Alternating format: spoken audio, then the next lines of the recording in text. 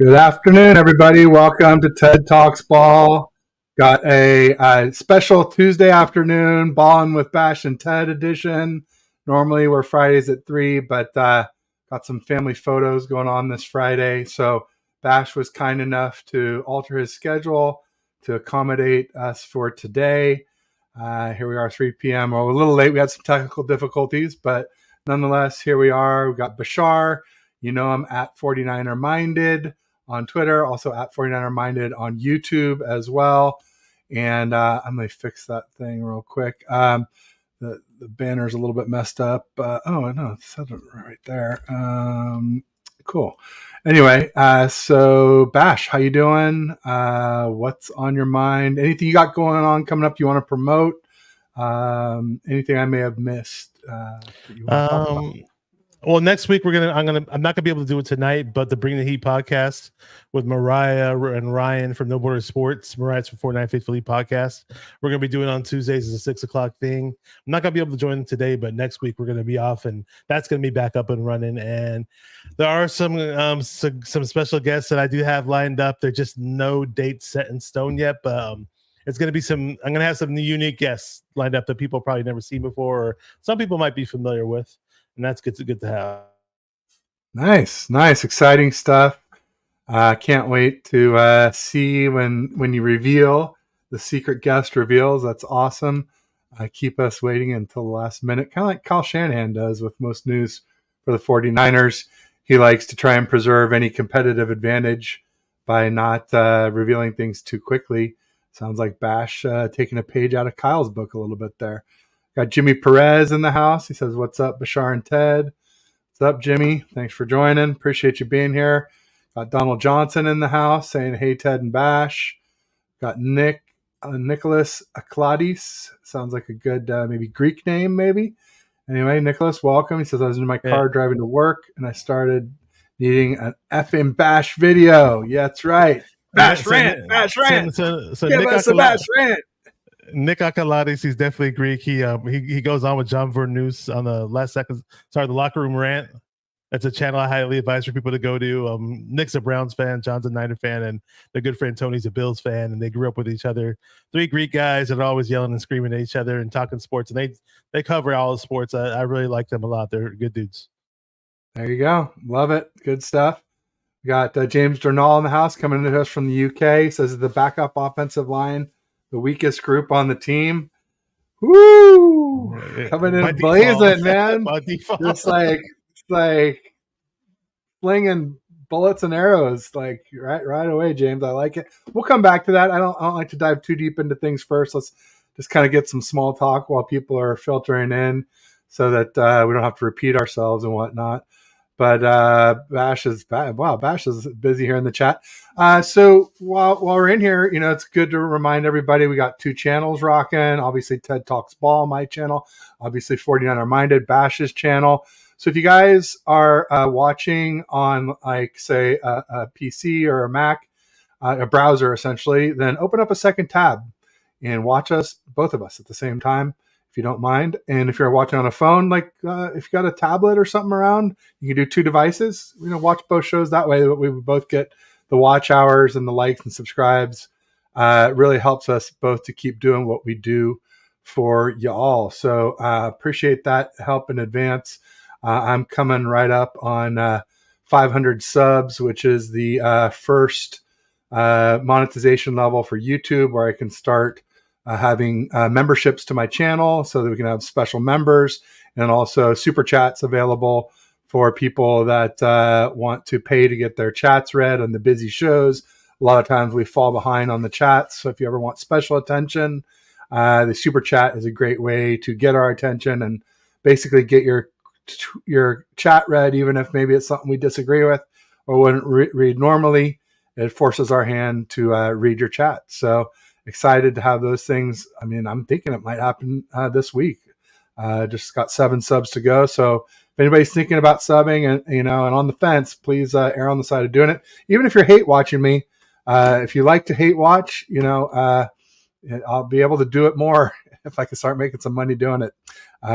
So yeah, appreciate your help in advance, everybody, and thanks for showing up today. So Bash, obviously. Well, let's go to James's thing here. Is the backup offensive line the weakest group on the team? What do you think about that, Bash? Well, after the after the first preseason game, by default, yes. I played offensive line at one point in high school. I love offensive line. I'm extremely passionate about offensive line. So I'm not coming on my channel to necessarily sit and bash offensive linemen. That's a position group that I want to see improvement in, and I want to see development in, and I want to see young guys developed, obviously, and progress. But what they did this past preseason game does not left a lot to be desired. I mean, it just doesn't. There's a lot of work to do, and it wasn't just a preseason game. They were getting worked from what everybody was saying all week long versus the Raiders, and the Raiders aren't known as a strong defensive team, and they're not the D line that the Philadelphia Eagles had or anything. And I don't know. Yeah, it's just. I mean, you think that this team after losing its after losing two quarterbacks versus the Eagles would have a strong an urgency to draft offensive linemen or sign offensive linemen or do whatever with the offensive line, but they didn't. And if this is what we're going to have, it's not good. But then again, McKivitz and all the stars weren't out there. I get that, but you at least want to feel better about the second team though if somebody goes down. Yeah, you want depth on O-line. You need at least like 8 good linemen, I think, to have a realistic Super Bowl bid, because you're going to lose some at least part of the season, maybe one for the whole season, or a big chunk of the season in the playoffs and stuff. So, yeah, great to have offensive line depth. I'd say D-line looked pretty bad on Sunday too, though. I mean, Kinlaw, who had been doing great in camp, really fell off. Maybe it's just because he had no help out there, right? I mean, there's really nobody but him on that line. But I mean, yeah, you mentioned that the O-line struggled in camp and joint practices with the Raiders. The backup O-line struggled a lot in camp. I said repeatedly through training camp that the defense was deeper than our O-line or our weapons. After the first 5 O-linemen and our first 4 weapons, there's a sharp drop off to say like Jennings and Juice, or Kinlaw, or Hyder or Givens. Drake Jackson obviously didn't play. So yeah, I think the D-line was pretty bad too. I felt like that they got washed out a lot, and it made it harder to evaluate the linebackers in that game. So I don't know. We'll see. It's a mid off between the backup D-line and the backup O-line. I guess Clelin Ferrell played well for the backup D-line. But not a lot to love there, I would say. So if you're going to get dominated in the trenches, there's a good chance that you're going to get dominated in the game in general. And it was a blowout, so go figure. Yeah. Twin Empire says, "What up, fellas? Welcome, Twin. Thanks for tuning in. We appreciate you being here." No, I think and Twin obviously has a great channel too. I don't think I mentioned that last time I saw him today. So make sure everybody likes and subscribe to Twin Empire as well too. Eli, too active. No, I think our corners are, to be honest. We need another star corner on the other side of Ward. I don't know. Lenore was better in the playoffs, so I don't know if that's true or not. I like our corners. You don't always need I like our corners too. Yeah. And I like our safeties. I like our linebackers. I like our starting D line. There was some question about Isaiah Oliver in that game, but I think with all those other people playing, he's going to do a lot better than he's going to do with no help. Same thing as sort of Kinlaw. If you got guys out there with no help, I don't know. We'll see. Twin saying, "How y'all doing? Better now that you're here, for sure." Absolutely. Got Jason Niner Smash Massey. Good day, faithful. What up, Jason? I know who Jason is. I see Twin out there too, and right on. A lot of good people in the chat. Faithful, appreciate you guys. He corrected himself there. And we got Donald Johnson. Thanks, Donald, for joining. I'm concerned that for Purdy's safety, if the O-line plays like we need them to play better, I don't care if it's a backup. We still need to do better. Yeah, I mean, luckily for Purdy, he'll probably never play behind that O-line, at least not the whole one. So we'll see what happens. But yeah, it's interesting to see. I think that was part of, I titled this show. I titled it, Operation Prop Up Purdy, Full Steam Ahead, because I felt like that's what Kyle did. He propped up Purdy. He said he's going to be my starter. Never really gave Lance a chance to compete. And now he just supposedly named Purdy QB1, or made comments that basically assured that. I don't think there's an official depth chart yet, but sounds like that's the case. And, I'll just say Purdy hasn't even been tackled yet, folks. So, and last year, Kyle installed Lance with no competition, and Purdy ended up QB3. And if you think Purdy was our third best QB in 2022, I got a bridge to sell you. I'll just say that for sure. So love to get your thoughts on that, Bash. Yeah, but the quarterback position, that's in terms of what he says about, he's concerned about Purdy's safety and when you see him play. Yeah, I mean, the first string offensive line, I mean, they did well during the regular season last year. I mean, they weren't perfect. And obviously there were concerns in last year's preseason about the offensive line as well. Even when the first team was out there, they didn't look too hot. And for whatever reason, Forrester, he has this group as a bunch of late bloomers. Now, hopefully it carries on to the season. And hopefully the backups are going to be ready to step in when need be. And in the Forrester era, for the most part with the Niners, there are moments where we do slide in certain backups and certain rookies, and they do play in relief of other players, of starters. And they have actually looked fairly well. I mean, Jalen Moore doesn't look bad in real games, and a few of those guys have actually looked decent in real games. I'm just seeing them all as one unit, though, is really bad. It's just a nightmare. So hopefully they find a way to get things together and work out the kinks and do whatever they got to do between now and week 1, because in Pittsburgh, it's not going to be pretty with that pass rush coming up. No doubt about it. Arroz con leche, so some corn and milk for us rice with milk. Arroz con leche. What's corn is maize, huh? Maize, yeah. I know that in Spanish. God, I'm a dummy. All right, dumb Ted. All right, anyway, think the Raiders are gonna do. All right, so rice and milk. So it's sort of like horchata, huh? It's sort of like a rice. Kind of like, yeah, kind of. Yeah. Yeah, that's how do you think the Raiders are gonna do? How do you think, Bash? The Raiders? Well, I don't see them doing too much of being in the same division with KC and the Chargers. Maybe they'd be lucky to squeak out a wild card some way, somehow, if all the chips fell their way. Devontae Adams so far doesn't seem too happy being in Las Vegas with Jimmy so far. At least that's what people are rumoring. And so I don't know. I mean, sure, they look good against us in the preseason game, but preseason's preseason. I get it. Every now and then a team's gonna look really, really good in the preseason, and then they just have a weak regular season. So I don't know. I don't really expect the Raiders to be too good this year. I don't know. They could be, if they're better than KC, I'll be shocked. Put it that way. And they win the division. Yeah, 0 chance. I mean, I will say their defense seems to be improved. And Jimmy played well in the joint practices. We didn't get to see him in the preseason game, but he was the best QB at joint practices both days. So, that bodes well. But Josh Jacobs not being signed, that's a huge problem for the Raiders. And yeah, I mean, Arroz, you must not have tuned in yesterday, because I had a show with Josh Harper, who's a former Fresno State wide receiver, and lives in Vegas and was at the joint practices. And I titled the show Raiders won their Super Bowl yesterday, which was Sunday. So 2 days ago, Raiders won their Super Bowl. The Raider fans. I don't think the players thought it was a Super Bowl, but the Raider fans. No, I think the players and the coaches, they game planned that game. They were dying to win that game. All of them. Everyone, from the coaches to the players to the fans, don't let any of them off the hook. That was their moment to beat a Super Bowl contender, because they ain't going to do it in the regular season, folks. Yeah. Well, hey, when it mattered, we did beat him, although we did get a scare from him. But at the end of the day, did you see that sea of red in Las Vegas, though? Yeah, there's a ton of fans there.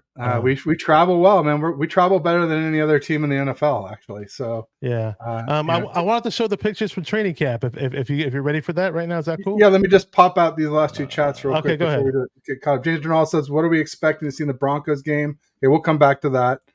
And then where do you put TDP in the running back depth chart? We'll come back to that. Go ahead, Bash. Okay, sure. So Ted was fortunate to go to every single day of camp. I wasn't, but I did get to go to one day. Got a VIP hookup through Laura. Bash was VIP. I was VIP. Peasants, the GA. So I'll show you the pictures of who I got to meet, and that's a kind of funny picture. I was sweating my ass off there. Me and Fred Warner. We got me and Talano Hufanga right there. Who else was there? Me and Trey Lance. There's Trey Lance again. There's Brock Purdy. Me and Brock Purdy. QB1. Yeah, there you go. QB1 for those who missed it. We got me and John Lynch, and there's me with Wayne Breezy. If you know the Wayne Breezy Nitty Gritty Niners, he's right there. A really cool dude. Finally got to meet him. Known him on Facebook since 2014. There's John Chapman right there. If you don't know his channel, definitely check out his channel and check out Wayne's channel as well. Really, really cool guy in person and great analyst of the football in general. Has coached high school football and all that. And there's I finally got to meet this guy right here. That's Ted right there. So could you take a worse picture of me? With all the subblock. I can't even do it as bad as you did it. Man, so those were I was sunscreen. Like, when I took I swear that sunscreen wouldn't come off for like 3 days. My wife's like, I had sunscreen on, but honestly, I live in Northern California where the temperature actually sweated it off, bro. Trust me, man. Trust me. I was sweating like crazy when I was there because I live in Northern California where it's actually hotter than it is in Santa Clara. But I don't know, the humidity that day, that was the hottest I felt the entire year. Was watching that training camp, and whatever sunblock I had on probably melted off because I was sweating profusely. But at the end of the day, I had a great time, had a blast meeting the players, meeting the content creators, meeting everybody that I haven't met before. Debbie was there too. I've met Debbie multiple times actually in the past, but we had a blast. A lot of fun, man. Deb, she's great, no doubt. She took some cool pictures. She hooked me up with a pit. I don't know if I can see it, but she gave me like a pin. I have one too. Mm-hmm. I need to incorporate it in here somehow. Let me see what's up to Tony. He's here. For the locker room rant. Put up TCAF 3-1. He's from the locker room rant. Visors don't work as well as hats for pins. We still got to find you a good hat, Ted. There's no such thing, man. It is like a unicorn or a yet Bigfoot. It just doesn't. It only exists in your imagination. So let's get to some of these chats because it's popping over here. So we got on and popping. James Renal said, "What are we expecting to see in the Broncos game?" Let's come back to that later. I think we need to review the last game first. Yeah, where do you put TDP on the running back depth chart? I mean, I've got him 4th. You have him 4th. I mean, I didn't see him as extensively as you did. The one day I did see him, to me, TDP was the second best running back. Now, keep in mind, I didn't see Elijah Mitchell. I saw CMC, Christian McCaffrey. I saw Jordan Mason live in person. But the one day I was there, TDP was running wild. I was like, oh, cool, man. I'm excited to see what this guy can do. And I even ran into TDP's dad because where I was sitting watching practice with a lot of players, relatives, and family were there. So got to run into a whole bunch of people. And I want TDP to succeed. He didn't really do too great in his last preseason game, but what running back did, And I like Jordan Mason too, and I wish he would have did better in this past game. Hey, at least TDP had that run, the second run of the TD drive after we hadn't really run it for 3 straight drives. That one. Mm-hmm. Yeah, I mean, we'll get to that stuff too. Well, let's get to this. Came up. So, I mean, I've gotten in trouble on the timeline with some folks saying that Kyle sabotaged Lance, and my title for the show is Operation Prop Up Purdy, full steam ahead, because I feel like that's what Kyle did. And I feel like he sabotaged Lance. I mean, there were like barely any runs in the first 3 drives. Then finally in the 4th drive, we call a couple runs to start it. And what do you know? We score a TD. Lance gets some rhythm. Granted, the throw, could have been picked, but nonetheless, we scored TD. It was a nice little drive regardless. Early on, I was like, why are we forcing the pass? I don't get this. Why aren't we developing some sort of run game? Because we're run first team. We're run first team, and run fakes don't work if you don't run it. People are like, oh, you don't have to run it well. Yeah, you don't have to run it well. That's true, but you have to run it to sell the run fake. It has to, you have to call some run plays, and if they work well, it works even better. Guess what? So, I mean, the fact that Lance had 20 pass plays and 8 run plays, and then everybody's like, oh, he wanted to work on the passing. But Kyle's never done that before, where the first 3 drives are all passes, and it's unsuccessful. I mean, unsuccessful, and he just kept doing it and kept doing it. And, this O-line, we knew it was a trouble in the camp. We knew it was a trouble in the joint practices. And you expect, Lance to go straight drops and complete stuff. It's lunacy. It's craziness. So, I'm unhappy with Kyle. I mean, I'm happy that Kyle named Purdy QB1. I mean, Purdy hasn't earned it yet. Shit. Purdy hasn't even been sacked yet. He hasn't even been tackled Well, what the default is Purdy earned the job because of what happened last year. last year, but he has not been that guy in camp. He was not that guy in joint practice, and he threw a pick six again today in practice. It sounded like he had a good completion percentage at least, so that's good. At least that sounds like that's he was completing better. at a good percentage. I saw that. Yeah, I saw one say 10 of 13 Grant, and I think Jack said 13 to 17 or something. So I think it's just counting sacks or not. But it sounds like he took a ton of sacks then too, which he took a ton in camp and a ton with the Raiders. And I would be curious to see if any of them were deep balls, because I literally don't think he had one nice deep ball in camp. He had one complete, but it was badly underthrown to Kittle and should have been a TD. And instead, the DB just tagged him down. But we're probably getting way behind on chat, so let's get a little bit of that. Donald Johnson says, where would you rank Danny Gray in the Niners depth chart? I mean, I don't know. Well, you go first, Bash. Maybe I don't know how many wide receivers we're keeping, 5 or 6. 5 or 6. I'd say at the bottom. But I like Danny Gray and I want to see him involved. And I was hoping to see him in this game, this first preseason game with the starters. I mean, who did Trey Lance have to throw to out there? Nobody that was on the team last year. Was it Ronnie Bell and Conley? Now he's worked with Conley in these practices, but I was hoping to at least see Danny Gray back out there. Terry Dome did say something really, really funny whenever you get a chance to pull it up about TDP. It cracked me up. So okay, TDP's blocking is horrible. He whiffs more than a perfume tester. Nice. I have to critique his blocking. I didn't really look at that aspect of his game, so it's important. I understand. All our blocking was terrible. Yeah. I mean, even Jordan Mason's blocking wasn't good. Lance I did notice that. There were only 5 QBs in this first round of preseason games that had a higher pressure rate than Lance did. Only 5. And you think, 5 out of 32. That's not so bad. Well, there were 75 QBs who played. So that's 5 out of 75. There was only less than 7% had a worse pressure rate percentage than Trey Lance did. So remember that next gen stat that people were retweeting? Like, sometimes people will find one little stat that doesn't have much context, and then it'll make sense for them for their narrative. Lance had 3.24 seconds to throw. God. And it's because they did rollouts. I mean, they did rollouts, and it's like part of the reason why the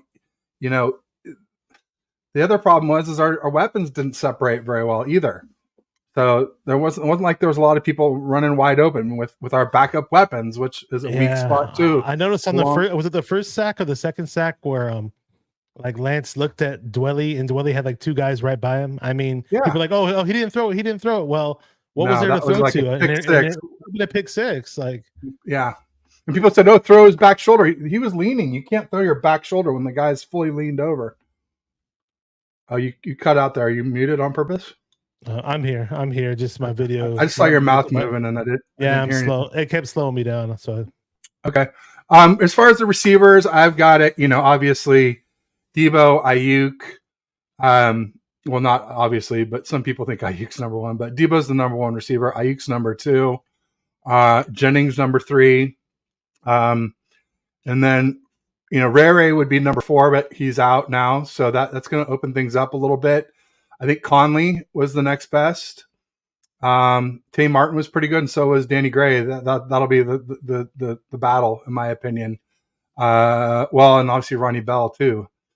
I think I'd put, because of the return ability, maybe Ronnie Bell ahead of Tay Martin and Danny Gray. We'll see. Well, Danny Gray returns too, but I don't. Did he during the game? I don't think he did. No, Danny Gray didn't even play. They sat him out for injury. That's why I was excited to see him, and he didn't play. That's right. Tay Martin, I'm curious. I've heard a lot of good things about Tay Martin. I haven't really seen too much, but I do, just in terms of his appearance and his presence, he looks like he has a long, kind of wiry type build that would just, on the surface, look like he'd be a potential good receiver. But I have to see what he does, though. Yeah, and then Nicholas was saying that you can have one bad lineman on the line, but you can't have a bunch. And even Very one's true. tough. I would say a chain is only as strong as its weakest link. So it's really hard if you have a bad O lineman on the O line. Awesome pictures. Thank you. Oh, say what's up to Tony. That's Tony from Locker Room Rant. Time to visit Ohio. TCAF is? Yeah, he's a Buffalo Bills fan. Awesome, dude. Again, I keep hyping up the Locker Room Rant channel because I love this channel so much. And big fans of the Tornado. Oh yeah, absolutely. Cool picture. Two cool cats. Oh, you're sweet. Thank you, Donald. thank you, Donald. Thank you, thank you. We had a lot of fun, man. We had so much fun. I wish you guys could have all been there. We had a blast. Also, quick reminder again, we mentioned it earlier, but if you're watching on a browser, open up two browsers, watch both shows on TED Talks Ball and 49er Minded at the same time. Or if you're on a phone, you got your tablet, use two devices. It really helps us. Thanks in advance. Also, or if you're just watching one, make sure you pop over at the end, get the like and subscribe for both. It really helps us. And envy you all for living so close to Levi's. Yeah, Bash, I'm a little closer than Bash. I'm about 20 minutes without traffic and about 30 minutes with weekday commute traffic for camp. When it's a game day, it's closer to an hour for me to get there because there's so much traffic. Game days are terrible. For me, on a no traffic day, I live in Northern California, so about 2 hours and 20 minutes. I used to live about 6 years ago. I lived closer, but those were the days. But hey, it's all good. Either way, not like I go to every single game every year. I only go to a couple games a year tops, so it's not too bad doing that drive every now and then. Pterodon was just saying hi, but Bashar gets the exclamation points. I think because he was reacting to the pictures that I put up or something. I think that's what. No, it's because Pterodon and I have beef. It's fine. I think it's pretty good natured. I don't think there's any hard feelings, at least not on my end. What up? He just he likes Purdy and I like Lance. And so big congrats, Pterodon. I guess if it was official that he was named QB1 today, it sounds like Kyle's comments were pretty clear that Purdy will be QB1. I just would like to see Purdy take a tackle. I would like to see an actual competition. I would like to see Lance with the number one line and the number one weapons. Just a little, just to see, because last year Purdy didn't get that. He ended up QB3. Was that a mistake? Yeah, it was. He was not our third best QB. So could Kyle be making a mistake again? Yeah, Kyle's make a lot of mistakes at QB. So he definitely could be making another one. Bang, bang, look who's in the building. What's up, fellas? What's up, 49er dude? Pterodon saying TDP. Oh, we already had that. True. We're run centric. Absolutely. We're run first. Run sets up the pass. Got to run. If you don't, you're setting up your QB to fail. And Kyle's never set up any of our QBs ever that I can remember with 3 straight drives with no passes. I get it if you want to see him pass, but see a drive, man. See the ball movement. You're going to do better with momentum than you are struggling. It's just, I think it's a setup to fail. I think he either sabotaged him or Kyle sabotaged Lance or Kyle is freaking inept. So take your pick, folks. Either did it on purpose or he did it because he couldn't figure out that our O-line wouldn't. I think either way they can agree it's mismanaged. And there are some people who totally, who they live and die to hate Lance. If you go to their timeline on Twitter, you can scroll up and down their timelines. It's just nothing but them hating Lance. And I don't consider those real 49er fans real football fans. But if you are a real person who sees things both ways, and you can support Brock Purdy all you want, but don't sit there and just live to hate the guy. I support Brock Purdy. And not look at the good and the bad. And I support Purdy. I just support Lance more, I just think it's a horrible situation to trade up all those picks and get this guy and then not manage it properly. I'm sorry. It's the most mismanaged QB situation I've seen in God knows how long. Tony's saying he hears Purdy return for injury, never Trey. It's just because Trey's last surgery was in December or January, and Purdy's surgery was in March. And Trey's was not the broken bone surgery. It was just to have the hardware out. So he had the broken bone surgery in September. And it's just an ankle is pretty standard. It's like if there's no complications, there's no problem. Whereas this elbow thing, throwing elbow, Purdy may never be the same, folks. I hate to tell you, he may never be the same as he was in 2022 again. So that's why it's more recent. And Purdy hasn't been the same in camp, at least from everything we saw in camp, in joint practices, and now sounds like today another pick 6. And again, I'm not saying interceptions in camp is everything or it's oh my God. It's just I equate it to QB wins, right? The QB wins aren't everything, and they're not nothing. There's something to keep in mind. It's not nothing. It's not something just to be brushed off and say, oh, it doesn't matter. It matters some. It just doesn't matter a ton, is I guess the way I would put it. But love your thoughts on that, Bash. About Tony's question right here, Niner fans' question. Why do I keep hearing about? Well, Trey's injury. It's funny that nobody mentions it. Now Brock's injury was on his throwing arm, so therefore I do think it kind of does. It's a bit more alarming, and there's a bit more conservative involved, in my opinion. But nobody did mention. Keep in mind, Trey did come back from almost getting his whole ankle just completely snapped off of his leg or his whole foot. I don't know. That was just a crazy injury in itself, seeing it like that. But I mean, I didn't see anybody saying, like, I did see people saying, like, oh, wow, well, he doesn't look like he's that fast and blah, blah, blah, blah. And it's like, okay, well, considering that he came off of that crazy injury, I think his mobility looked pretty good to me. And I was never one of those dumb fucks who thought that Trey Lance had Lamar Jackson running ability. I don't know where that idea came into place among people when we drafted Lance, and they're trying to bash on Trey Lance for that. He never said he was that guy. I don't know who came up. If you're the one that came up with that idea, then you're the dumbass. You know, a lot of player comps when Lance was coming out. I was hearing maybe Deshaun Watson. I was hearing it's Steve McNair perhaps, and I see his scrambling ability a bit more like that. He's a very, very good scrambler. He's just not an amazing design runner, and I don't want him to be a design runner. We all saw what happened last year. There's a video of me screaming and cussing almost last year before the season even started, saying I don't want Kyle to put Lance on design runs, and people were telling me no, that's how the new NFL is. Look at Jalen Hurts and look at the guy in Buffalo whose name I'm forgetting. But anyways, Josh Allen. It's like I don't want design runs for any of our starting quarterbacks. You know, I just don't. I don't care who it is. And then again, when we played Brock Purdy, we never put him on design. We put him on one design run last year, and that was it. So yeah, let me see what's up. The 49er dude is in the chat. He's the guy who did the theme song for my channel. We had him on Saturday because we debuted the video Everywhere We Go. It's a song with him, Del G, and Diamond Queen Soldier, and really, really good dude, and great to have him in the chat. And appreciate everybody in the chat. I see I'm keeping the faith, JD Hawkhater in the chat, and really good dude.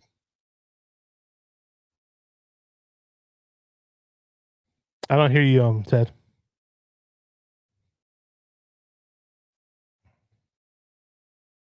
Hmm.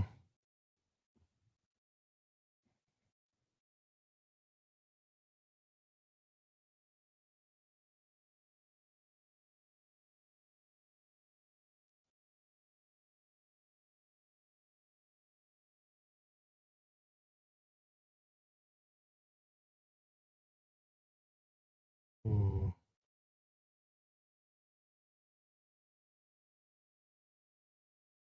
I don't know. Do you hear me, Ted? I don't know if you guys can hear me. I don't hear Ted.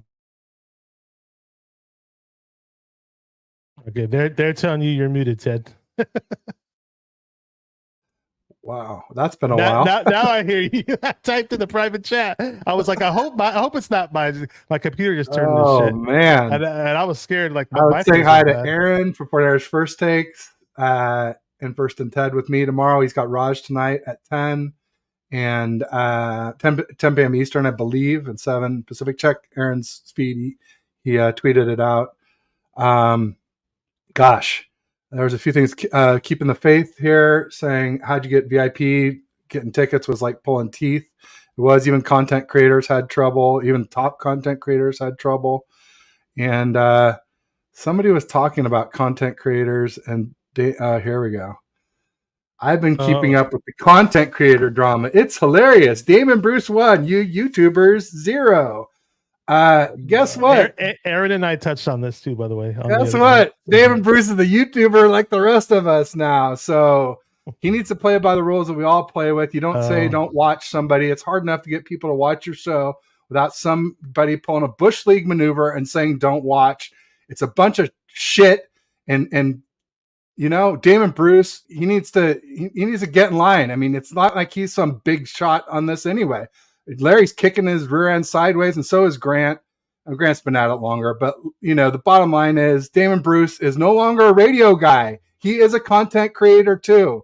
So, you know, the funny thing was when Damon Bruce put that out, somebody found up some video from his YouTube channel. I don't know how long ago it was. Maybe. Oh yeah, I mean, he's only had his YouTube channel for what 3 months, 4 months. Mm-hmm. Yeah, so recent. It was from his YouTube channel, and he went on there going on this whole rant and how explaining, basically making up all the excuses in the world how it's okay for him and everybody else to say the N-word because it's in all the songs and he uses it in punchlines for jokes and we all do it and everybody should do it and it's nothing that nobody should get mad about. So that just went, that people just retweeted that on Twitter like, oh, this is the same guy complaining about content creators right here, buddy. So, he is a content creator, and I'll tell you, Jesse called him out on it.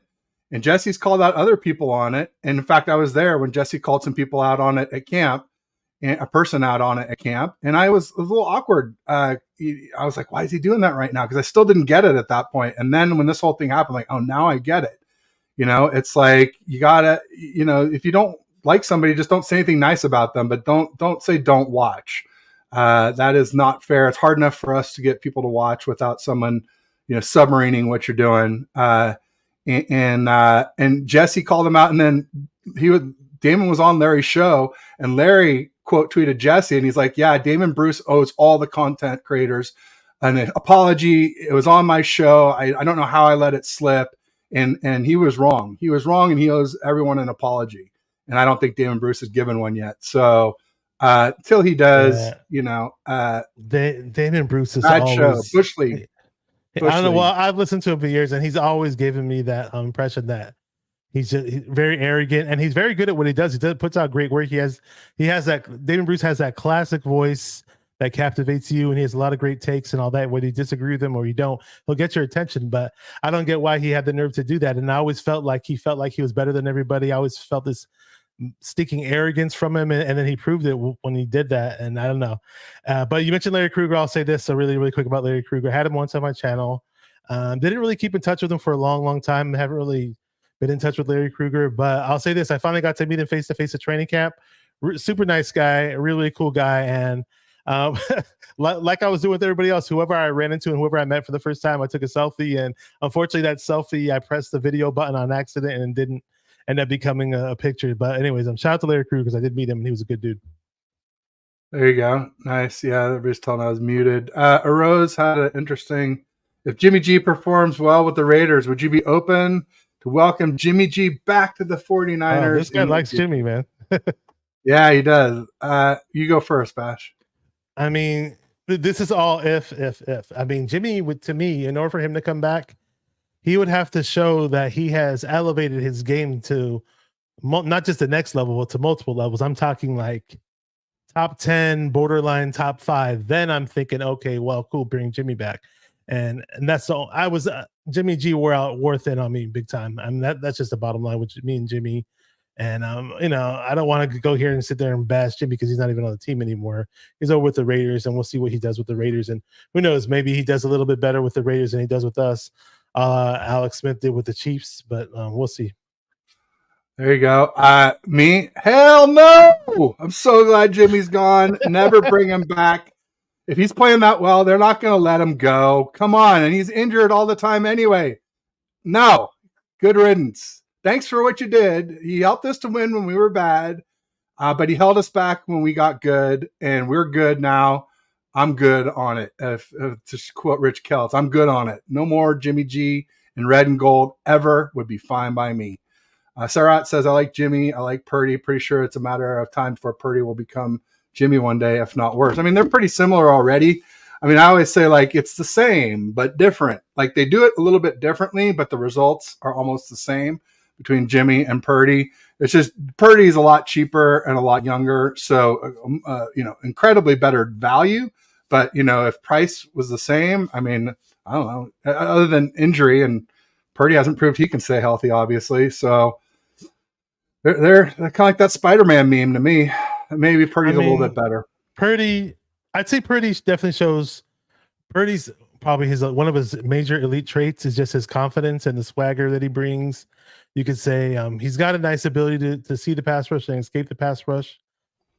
He's better at throwing him in intermediate throws than Jimmy. He likes to throw to the sidelines, outside the numbers a bit more so than Jimmy. He's not going to give you those deep balls. I don't know. There's some Niner fans that were telling me I was wrong and I was stupid. And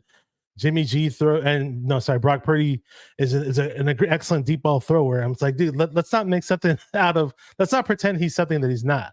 And I'll give him credit all day long for the good things that he does, but I'm not going to make up something about Purdy either, Content creators shouldn't be insecure about someone saying don't watch. If your content's good enough, people will watch. Not if you don't get a chance and you don't get into the algorithm. It takes a long time, a lot of grinding to get something like this off the ground, whereas Damon Bruce already had name recognition coming from radio. But now he's here and he's got all these subs, and guess what? He's not getting many more views than some of the smaller people. So, good luck, Damon. That's all I can say. And maybe you might, do unto others, the golden rule, how you want people to do unto you. But well, I'm a big believer in karma, and so I think he'll get his. BP13 dog QB1, folks, supposedly named today. I didn't see it, but I saw some stuff like there was some quote like Purdy would have to melt in practice to not be QB1. That's the quote I saw, because you were telling me he said he named him QB1, but he's basically indirectly. I did see the melt thing now that you brought that up. I saw that. Yeah. Donald says porn star Jimmy. Yeah, absolutely. And strip club Trey, it's good stuff. What up, Donald? Oh, it's just saying hi. So let's cruise back up and say, okay, James said Damon Bruce went on Larry's stream and attacked fans, calling us stupid for hoping Lance balls out. Effing guy's an idiot. I missed all this. I believe that was Saturday night. I think there was some stream where, they had some stream with Blake Kruger and Bruce. I need to go back and watch that. Apparently they said it was really good and it was heated and all that. Yeah, well, time will tell. Yaffe says Damon would cook you, Ted. Sorry. Maybe. I don't know. We'll see. He's never been on. I've never asked him to be on. Maybe I'll have to have him on and we'll see how it goes. I'm not afraid of anyone though, Yaffe. I'll tell you that. You're built like an NFL nose tackle. He's just a person. So I've dealt with a lot more powerful people than Damon Bruce. I can tell you that. Yeah. Anyway. Teradome says some things are nothing, but everything is something. Okay. All right. Yeah, I just don't think interceptions in camp are nothing. I mean, if there probably are setbacks with Purdy. I mean, that's probably what it is right now. Now, between now and week 1, he probably has to fix those things. Whether he does or not is a question. And we'll find out week 1 if he's the same guy we saw last year. That's all. Here we go. Nicholas was saying, have you guys seen JT O'Sullivan's breakdown of Trey Lance first preseason game? Pretty good and fair breakdown, exactly how I saw it. I haven't, but I will definitely check that out as soon as I can. I do like JT O'Sullivan. Classic example of a not very good player who has become a very good analyst, in my opinion. His breakdowns are very good. His YouTube channel I like his QB school. I think it's great stuff. So can't wait to see JT. Wasn't wild about seeing him in our uniform, but I do love seeing his shows, and I'll definitely give that a view. Let's see here. James says, just throwing this question out there, has anyone else in this league had this injury? If so, how did it go after rehab? I can answer that one since I've been going on and on about this quite a bit. Nick Mullins is the only other QB to ever have UCL repair plus internal brace surgery. NFL QB. What about Jake Delhomme? No, he had a full Tommy John. Oh, he had Tommy John. Full replacement, reconstruction, full deal, cadaver or autograft, new ligament completely. Not taking the existing one and just putting a little I'm going to say Band-Aid, but it's obviously it's like a very reinforced suture or stitch that they put around it. It's sort of like a spider web almost material. I mean, to Purdy's credit, I thought he wasn't going to be back throwing or practicing until maybe week 4 or something like that. So I mean, yeah, he's ahead of schedule. Yeah, his recovery is amazing. I mean, yeah. The thing is with Purdy or with Nick Mullins, he did it in December 20th of 2020 when we were in Dallas. So it's interesting that there are both away games and both a free rusher coming off the right side. Or, well, I guess not technically free in Dallas. McGlinchey was supposed to block him, but he whiffed him. And it was DeMarcus Lawrence hit Nick Mullins very similar way to Hassan Reddick hitting Purdy and caused a traumatic tear to the UCL. So he had surgery and he didn't play in a regular season game for a full year. It was December 20th of 2021 when he played again. It was for the Browns against the Raiders. The Browns lost. He threw about 147 yards, a TD, no interceptions, but that's not really good in a loss. You can excuse low yards if you win. In a loss, that's not good. And then he hasn't played a full game in the regular season since. I think he's played some preseason stuff and some mop up for Kirk Cousins, garbage time stuff. So it's really hard to say that he was 100% a year later, and it's still hard to say that he's 100% 2.5 coming up on. Well, it'll be 3 years in December later. So just very little data on this, which is why I said Purdy, might be late in the season where he's ready. He might never be the same. He might be ready week 1, or he might be ready sooner. And so far it's looking like sooner as far as him coming back early. But I can tell you what I saw in camp, what I've heard from the joint practices and the news today about another pick 6. It just doesn't sound like he has been quite himself. So he did have a high completion percentage today. Whatever you believe, whether it was Grant or Jack Hammer, it was above 75% completion percentage. But in practice, that's you would expect a higher percentage in practice than when there's real hitting going on.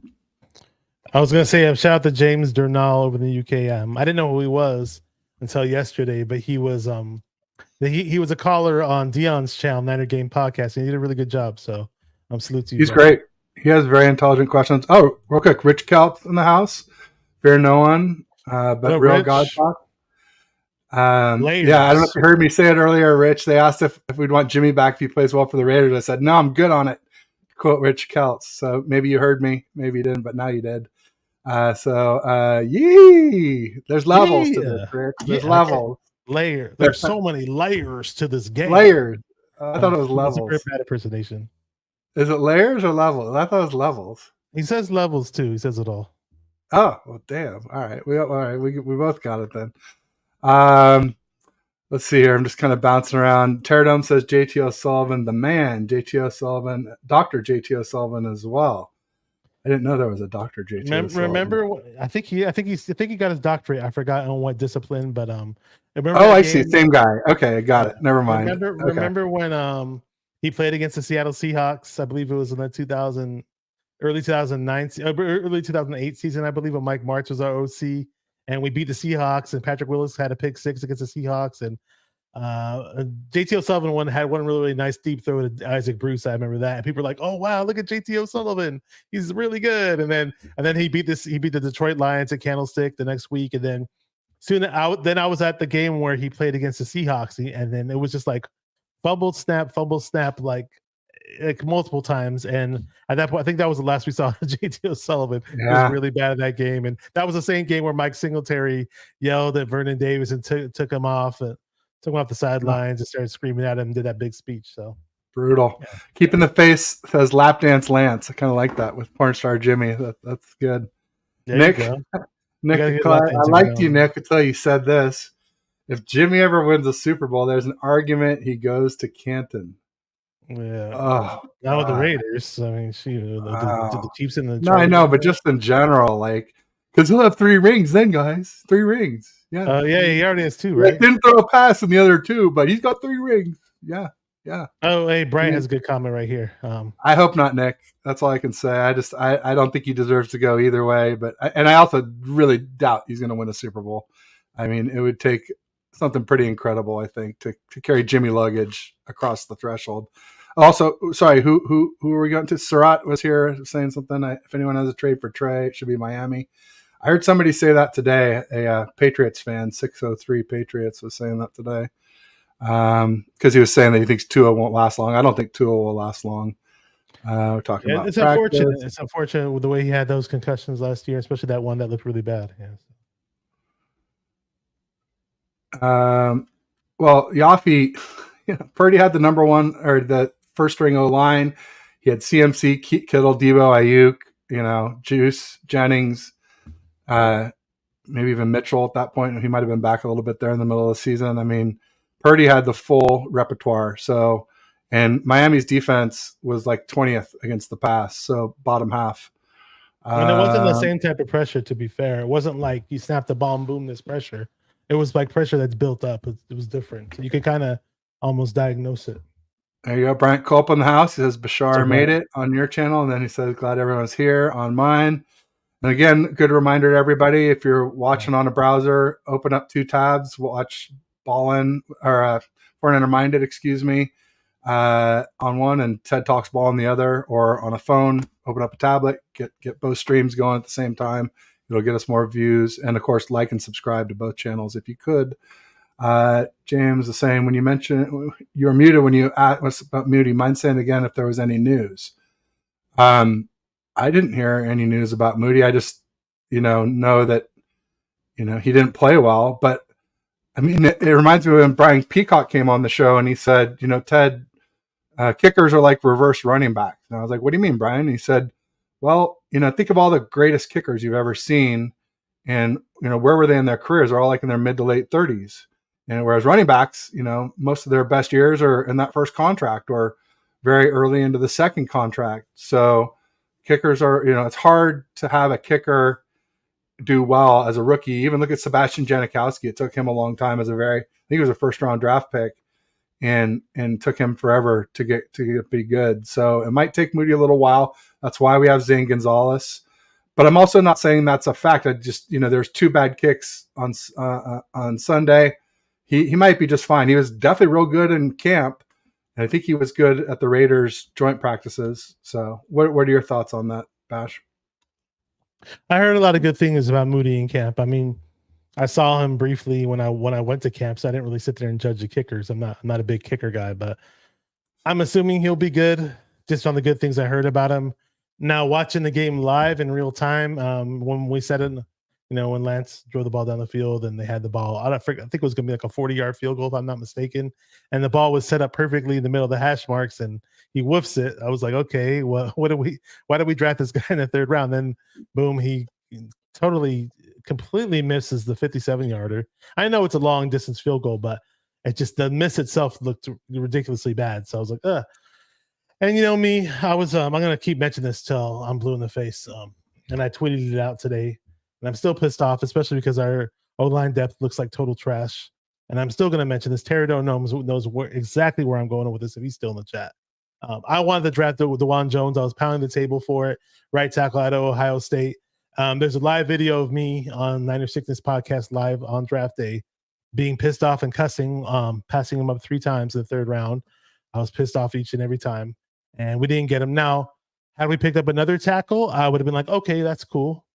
But we didn't even do that. And then they tried to sell us on Joey Fisher. Oh, well, it doesn't matter that we didn't draft a tackle because we signed Joey Fisher out of some random ass tiny college. Shepherd. Yeah, Shepherd, out of Shepherd. And like, they were supposed to get us excited about that, right? Oh, look at him. He's tossing people around like Trent Williams at the over at Shepherd. And he even said Division 2, yeah. He grew up watching Ted Williams or whatever. So I'm like, okay, cool. Trent Williams. Okay, cool, great. Let's bring this guy in. Let's see what he can do. And then right off the bat, they're saying, oh, well, he's a guard. He's a guard. We're not going to make him a tackle because he's got short arms or whatever. So it is what it is. So we didn't address the tackle position in our depth. O-line does not look good. And McKivitz might actually be okay. He might be fine. Hopefully he's healthy for as many games as we need him because I don't know. I don't like our depth at all. And DeJuan Jones, at the video I put up, he was making Brandon Graham look like a junior college player in those joint practices. So, and just DeJuan Jones is going to be a beast, albeit for the Browns, but whatever. Yeah, O-line is a big concern, especially O-line depth. I wasn't wild about maybe DeJuan Jones just because of his size. He just seems too big for our system. But for me, the one was after we picked Jair Brown at 87, 6 picks later, the Steelers picked Darnell Washington, who isn't technically a tackle, but he's like 6'8", and he's got to be 260, 270. Huge tight end, great blocker, has good hands. So, I mean, a really big, strong tight end could help your tackle quite a bit. Maybe Latu can do that, but he's so recent to be a tight end. I just feel like Latu was a mistake. I'm not going to say Moody is a mistake at this point, but if he turns out to be a mistake, we easily could have moved up with those 2 picks to get Darnell Washington. I don't know. I like Jair Brown, but bottom line is that was like I had my draft crush, and I was honestly really surprised that he fell to 93. That he was even available when we picked at 87. Yeah. But hopefully I'm wrong. Hopefully Jair Brown pans out. I want Latu to pan out. He doesn't look like he's doing too much so far. That's why I've been on the SHI list. We could have got a tackle where we picked Latu, and a lot of people are saying they like Braden Willis better anyways, so who knows. Braden's a much better pass catcher, but Latu's the better blocker and the better route runner. And so give him some time, I suppose. Hopefully he can fix the drops. But then he fumbled too. Like that's not even a drop. That's definitely discouraging, for sure. Terradome, yeah, saying, oh, sorry. So the first kick, Brian is a big Moody fan, so he's saying the first kick hit it too hard, barely missed left. The second kick he pulled up instead of kicking, so it barely missed. Brian, The second kick he adjusted and he went right is what happened. He adjusted to going left and then he went way right on the second one. DeJuan Jones is going to be the business. Okay, I guess we'll see. Neither kick was horrible. The only thing horrible was he missed. Okay. And for Brian, really quick, Jake Moody walked right past me. He walked right past me at training camp, and I should have just took a picture with him for you. My bad, I didn't. Keeping the faith wouldn't discount a trade for O-line early, like when Staley got hurt in 2019 and they kicked the tires on Trent. Yeah, I've been saying all offseason, right tackle and defensive end, neither would surprise me if we pulled the trigger on a trade or a free agent signing. I think that number one pick in 2024 is earmarked for a right tackle, but we may use it sooner if we need to. In case of emergency, break glass and try and trade for somebody maybe. Great one was preaching. I remember this. Oli Udo, right tackle, months ago on free agency. Where do you end up? Great one. Fill us in. Not sure who okay, that's you. I'm talking about tackles. I don't know who's out there and who's available. Do you mean Cameron dropped you? Yeah. Now fumble you? It's a bummer.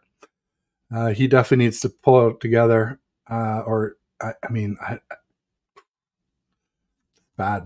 Surely this team, a list of names already. Yeah, I'm sure they do, but I just don't think a lot of that really won't come about till the trade deadline because you'll need to find a team that is pretty sure they're not going to make the playoffs before they'll probably want to part with a solid right tackle. O-linemen are so hard to come by. It's rare to get rid of a good one.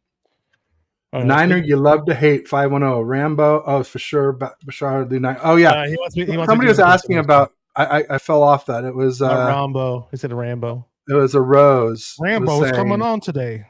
He said, "Do you guys watch Rambo is his name or whatever Niners content creator lives in Asia?" I definitely used to watch him quite a bit, especially when I was a Jimmy G fan. And then when I turned against Jimmy G, Rambo was a little bit too pro Jimmy for me.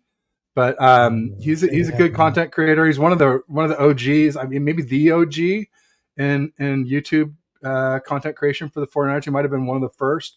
So check him out. He does good stuff. He does call-in shows.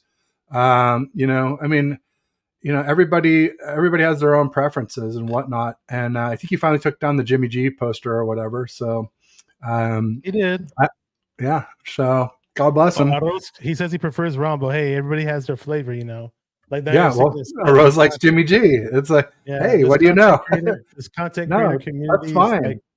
Just like Nine Sickness said, it's like a buffet. You got all different types of flavors. And there's no problem with having a preference in players. It's just don't be biased and don't say things that aren't true about the other players. That's the main thing, right?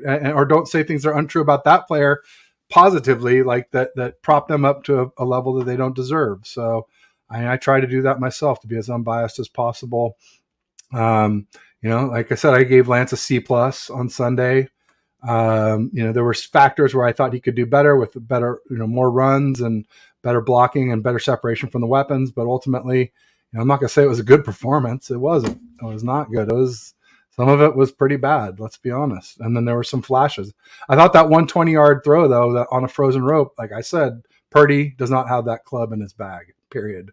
People are like, oh, he's made 20-yard throws. I'm not saying that. I'm saying the way Lance did it, the frozen rope laser, Purdy will never make that throw, period. Let's see here. I'll say Purdy has more confidence to try to make that throw, so to speak, more so than Jimmy. He'll attempt it. Yeah. And he'll make the throw and he'll make the catch. It's going to just have a little more arc on it. It's going to take a little longer to get there, and the defense is going to have a longer time to adjust to it. I'm not saying Purdy can't complete a 20-yard throw. I'm just saying not the same way. Not with the way that ball popped out. It looked like it was an elite throw. It was a big boy throw, is what I called it, and I'll stand on that. David McNiner in the house, McNuevo. Check out his channel. He's doing great stuff. Absolutely. So even when Cameron Latu catches the ball, then he falls. Yeah, I know. It's tragic. Keeping the Face says Nighthawk, Namin, greatest commentators, viewers of all time. I don't know. You don't know who Nighthawk is. He's always calling on Rambo. When Keeping the Faith, he's Hawk Hater TV. He used to have a channel called Hawk Hater TV. He had a call-in show, and Nighthawk was just like this legendary 49er caller. Really cool dude, funny guy, man. Rambo's coming on today. That's how he talks. There you go. Here's a name. Lyle Collins, the former Cowboy, now I believe he's a Bengal, right? Might be a right tackle. He is. Boy, does he have a lot of injury problems, though. That's what you're going to get, though. That's what you're going to get, an old guy who's past his prime, who has a lot of injuries, and that's what's going to come. You're not going to get Lane Johnson, folks. I mean, you're not going to get Tristan Wirfs, although, good God, we could have had him instead of Kinlaw. And what a disappointment that was from the game after hearing all these stories. I was there watching him ball out at camp. The 9 practices I was there, Kinlaw was one of the best players on the field, maybe after Ayuk. And then he goes in the game, and it's like the same old sorry. Part of it, all right, part of it, I'm going to make an excuse for him. Same thing I made. If I made it for Oliver, I got to make it for Kinlaw. These guys have no help out there, right? There's no Hargrave. There's no Bosa. There's no Armstead, no Fred, no Dre. No Charvarius Ward, no Lenore, no Huff, no Gibson. So, when all those guys are out there, I think Kinlaw might look more like he did at camp. If he can just stay healthy, I think we're going to see stuff from Kinlaw. I do. I'm going to say if he can stay healthy, which I highly doubt, but if he can, I would bet more on Kinlaw than against him. Not a lot, but I would bet more. I hope, because what we saw in the Raider game looked a lot like the guy getting blown up in that Eagle game and the guy in the passing. But then again, nobody was doing any type of work on that D-line. Yeah, we were just terrible all over the trenches. We sucked. Who's getting the forward tight end spot? James wants to know. Who, Fumagalli maybe? I don't know. He didn't look too bad. He had a nice catch on that TD drive. He just kind of reminds me of Croft, just a guy. I mean, I think it's okay. It's obviously, Kittle, of course. And then you got 2 or 3 spots. So, I mean, let's say they keep 4 since we drafted 2. I mean, I'm going to say, Braden Willis is my next pick. Yeah, and then maybe Fumagalli, or I don't see how you can let Latu go when you wasted a 3rd-round pick on him or used a 3rd-round pick on him. They'll keep him around. They'll keep him around. So I think that's it. I think it's Kittle. I think it's Braden Willis, and I think it's Fumagalli, and then probably Warner as our last tight end. And Dwelly's gone. Although Dwelly made that catch, he was known for great hands. He struggled with his hands a little bit in camp. But not as bad as Warner. Warner only had like 1 catch, I think, and he had quite a few drops himself. So that's a really tough one. I remember when we drafted Latu, John Chapman put out a video, and he's like, he thought that Latu's the best trait in terms of what he can do was high pointing the ball. I'm not sure if you ever saw him try to do any of that in camp or anything like that, but hopefully we get something out of the guy. I'm not here to rag on him. I want him to do well. He's obviously a 49er, and he's got the build. He looks like a real huge, hulking professional tight end. Hopefully he's a good blocker, and hopefully he pans out for us. Rose got some comedy here for us. He was saying, no, I prefer Rambo over Rambo. He doesn't like it. He's just being funny. He's a good dude. He's a good dude. He's been here before. I thought it was a typo, but maybe not. It was Moody's first time, and he missed the gap. Hopefully, you learn from this. Yeah, I think he does. If we're saying Lance is TBD, we got to say Moody's TBD. So,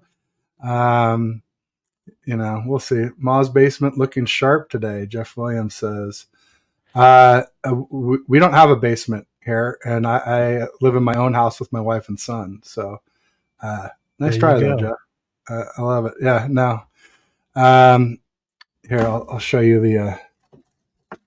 There, that's windows to outside, and that's not, in that basement. He said there was only 10 people watching. Well, there was 18 people watching on mine. It's a split stream, so it says 25 on mine. We have people watching on both channels. So yeah, but yeah, I guess we got a hater. Welcome, haters are welcome too. We like Hey, all he's views. watching, so Yeah, that's you know. always a funny. I get a lot of hate watchers. That's why my subs are way lower than my view hours. That's if fine. you're a hater, a lover, and you're watching, hey, you're more than welcome. So yeah, encourage you to subscribe though, because love me or hate me, you got to keep me around if you want to listen to me.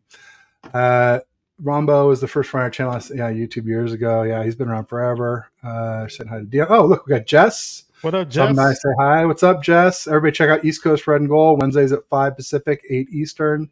You do great stuff, great guests. Tell us who your guest is tomorrow, Jess. She always has great players and great content. She had Larry Krueger and Jack Hammer on. I think that was last week. So all awesome stuff. And I guess you're saying that Rombo lives in Taiwan, Bo. Oh, that's pretty good. How do you come up with that?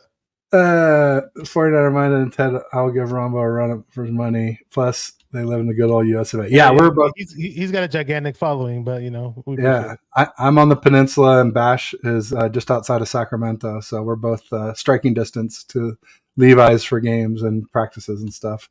I have a GoFundMe account to help replace Jimmy G on Rombo Sports, trying to give him a new fat head. There you go.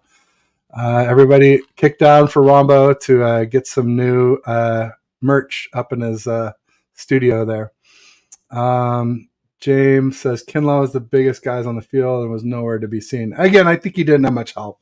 I'm going to reserve judgment. I'm going to say that what we saw in camp, I think, especially because we saw a lot with pads on, he was impactful. And yeah, I mean, it's a contract year too, so it's now or never for him. Not just with us, but just in general. Like, this could be it for him if he doesn't do well. Keeping the Faith's going to message you. There you go. Look out. Sliding into the DMs. Pause. Yeah, I've known him since the we met at the tail. We actually met at training camp in like Santa Clara way back in 2009 when Crabtree was a rookie, and him and his buddy 49er Tone, and we just go way back. He had a really good YouTube channel. I wish he'd come back. It was Hawk Hater TV. It was a lot of fun. Tear down with the golf analogy. He pulled out the Steph Curry Purdy analogy when we were on East Coast Red and Gold together. I think he did it before that on my show too. And I'll let that lie. But the longest walk in golf is from the practice tee to the first hole. Watch out for practice All-Americans. Yeah, but also watch out for people who don't practice well, because sometimes people are gamers and they don't practice well. But ultimately, again, I think it all matters a little. Longest walk in golf, I think it's the Monster at Olympic Club on the lake course. It's I believe it's a par 6. It's like one of the few, you don't hear much about par 6s in golf, but it's so long you actually get 6 strokes to complete it. Most are par 4s, a few short par 3s, handful of par 5s, but I'm pretty sure that's the only par 6 in golf. See, now you're speaking Chinese, because I tried golf one time. I didn't even golf. I went to a driving range. My first time swinging a golf club, and we went to a driving range. I swung at 100 golf balls. I connected on 2. So I was like, this sport's not for me. The next day I woke up all sore. And actually, we do have Top Golf right down the street from where I live. I'm super close to it. And I did go there, and thank God I was connecting on golf balls and hitting them with power and with range. I'm like, okay, I can at least do this. This is fun. So I kind of got the swing of it now. At least that part. There you go. Yeah, there's Jeff with the hate chat. That's fine. We can handle it. Whatever. And I will be having paid chat soon, and probably might not read everything at that point. It's kind of an incentive to not read them unless you pay. But we'll see. I like being interactive with folks. And we have great audience members. So yeah, golf is a really difficult sport. You need a professional to teach you how. It's very different than baseball, even though it looks similar. And the biggest key, if you weren't connecting, is just to keep your head down and like really focus on a blade of grass just behind the ball, and make sure that you don't lift up the club high and then chop down. You want to take it low away from the ball, turn your body, and then transfer your weight through. The weight transfer is similar to baseball, but the swing is very, very different. And making contact, it is difficult. It's difficult because a lot of times you'll try and lift up. You're trying to lift intuitively. You think you have to lift the ball off the ground, but The actual truth is that you strike down onto the ball, and the blade on the club causes the ball to pop up.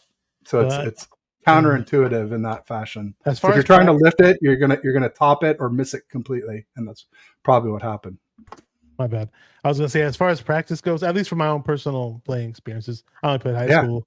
Terry don't play college. I forgot where he played, but he's probably an excellent football player, much better. I was a good high school player. I wasn't playing a college player at all.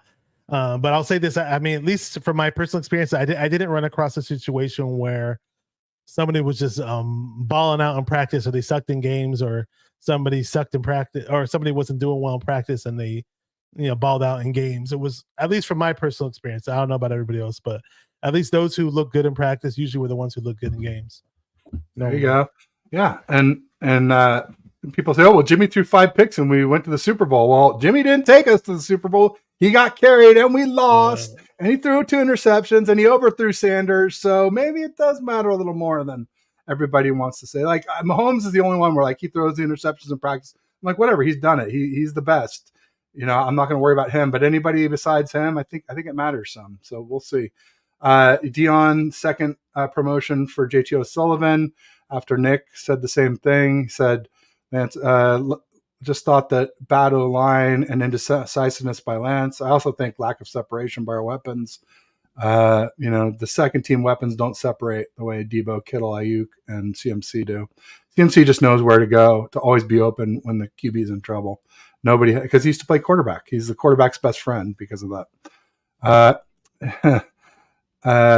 Bryant says 82 isn't going anywhere. Ross the boss, peanut butter and Dwelly. I don't know. I feel like he's the one on the bubble. Maybe Warner too. I wouldn't be shocked if they're both gone, if you ask me. Not saying they will. I'm just saying I wouldn't be shocked. 4 came out. Mark Adams making his case for Roger Craig in the Hall. Nice. So that's Jess's guest. I had Mark on yesterday, doing the same thing, trying to help get Roger Craig into the Hall of Fame. First ever 1,000 back, 1,000 receiving yards, 1,000 catching yards in the same season. First ever player to at least maybe non-QB weapon to score 3 TDs in a Super Bowl. Maybe just first ever player, period. And then he won 3 Super Bowls. Still somehow not in the Hall of Fame. My favorite 49ers running back ever. The precursor to Marshall Faulk, to LaDainian Tomlinson, to Ricky Waters, to CMC. I would say I would throw what's his name, the one who's about to be suspended for the Saints, Kamara, Alvin Kamara, same type of guy. Let's get Roger Craig into the Hall of Fame. Yeah, folks. I like that, because you know what? I didn't get to watch Roger at the beginning of his career. I really wish I did. And I obviously saw him for the last 2 Super Bowls he won, and there was a huge buildup for that one season where it was going to be a three-peat.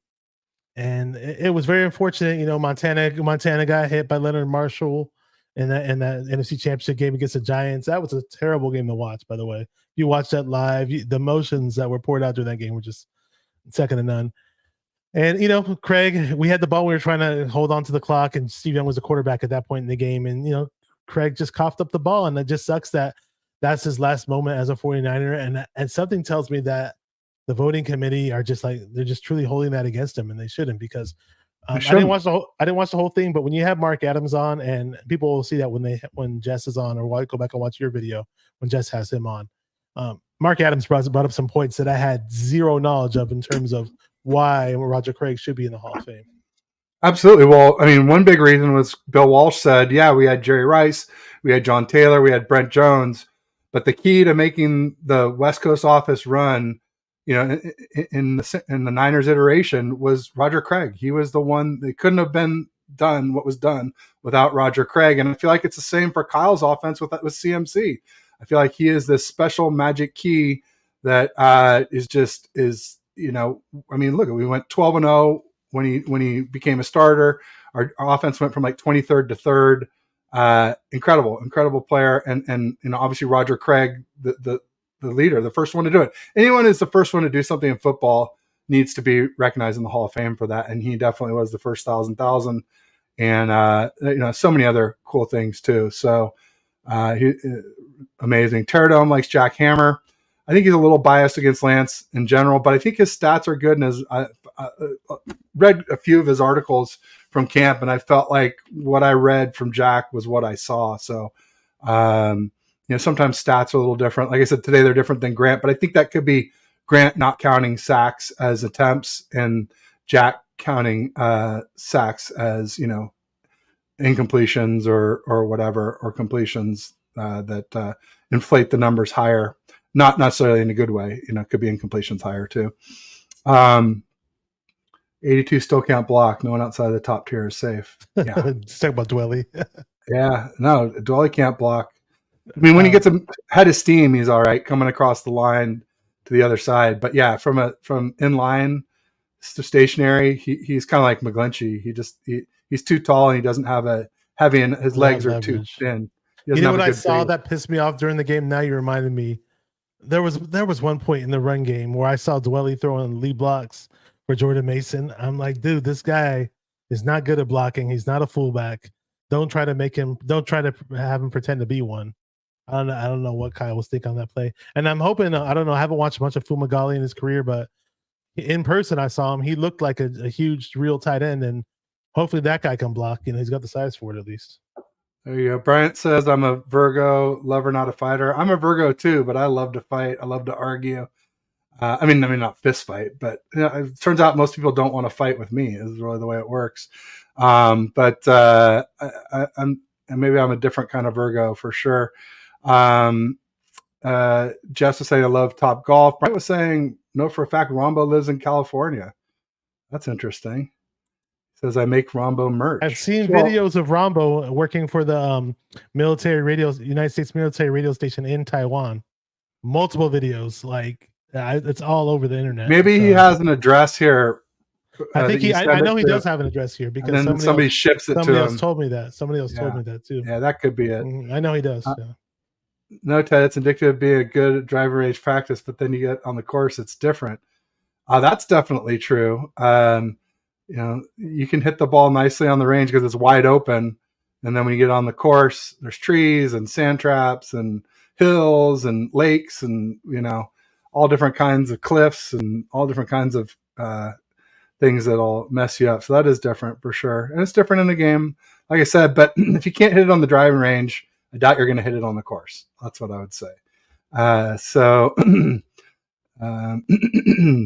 Remember our wide receiver Trent Taylor looked great in camp preseason, but disappeared when the season started. He was all right in 2017, but yeah, it was a little brief moment. And then he broke his back. I think that was the problem with Trent. He broke his back. He was never really the same after that, which can happen with back injuries. We're a run first team with Bobby Turner. Is the most underrated guy on the staff, in my opinion. Is there any more unsung heroes on the staff? I would say our linebackers coach is Johnny Holland. You read my mind. Yeah, Johnny Hollins. Yeah. And now Kocurek, too, on the D-line. Chris Kocurek. I forgot to put my picture up with him, but I got to meet him. But Bobby Turner's cool amazing. Yeah. I felt like we missed him last year when he had I think he had 2 knees or 2 hips done and missed most of the season. And it felt like we did better when he came back. Yeah, I was super stoked when I met Kocurek because I know how fired up he is. I told him, I said, dude, you're the most fired up coach I've ever seen in my life, dude. And I was just like, I appreciate all the work that you do for the D linemen, and you deserve all the praise that you get. And he was so nice and so friendly and humble, and really cool to meet Chris Kocurek. That really pumped me up meeting him, actually. There you go. Turdum says, shout out to Brad Graham, excellent film analysis. There you go. Former lineman himself, O-lineman. First person pushing 1K rushing and receiving. Yeah, 1K rushing and receiving. Yeah. So 2,000 yards, 1,000 of each. It was pretty incredible when Roger Craig did it. Were you that far behind? No, not really. Norm, 209 Empire. What's up with the O-line? It's the second string O-line, Norm. So we should be fine with the 5 starters, but we got to pretty much pray for no injuries. Or at least that whoever's on the second string O-line improves between now and then. Or that we trade for somebody or sign somebody. You're muted. I was gonna say shout out to Norm, 209er Empire. He's got a cool YouTube channel. He used to make Niner videos actually, but he's a hip hop artist, and he's got some funny old school 49er videos, and he used to always say like, if those teams face the Niners, they're gonna get schmatted at. That was always his saying. They're gonna get schmatted at, and he's a cool dude. I like that. Yeah. Where he's over in Stockton. So Rick Diaz brought up, cannot wait for Saturday night game. In his bed, Niners, let's go. That brings up that I think David from the UK brought up early about what are our thoughts about the game on Saturday. Do you have any predictions? My main thought, my major, aside from wanting to see players do well, no injuries. I don't think we had any serious injuries this past game either. So that's the biggest thing for me. But obviously, sure, I'd like to see. Obviously, would love to see Trey do a lot better. I'd love to see the running backs do a lot better. The O-line in general. Hopefully, we see that. Hopefully, we see some people step up in the pass rush and not. I know Clelin Ferrell had that one sack, but I want to see a consistency in the pass rush. Hopefully, Drake Jackson plays. I believe he is clear to play, if I'm not mistaken, and Andy Gray possibly comes back too. So it should be fun. It's over Levi's, and we're playing the Broncos, so we'll check it out.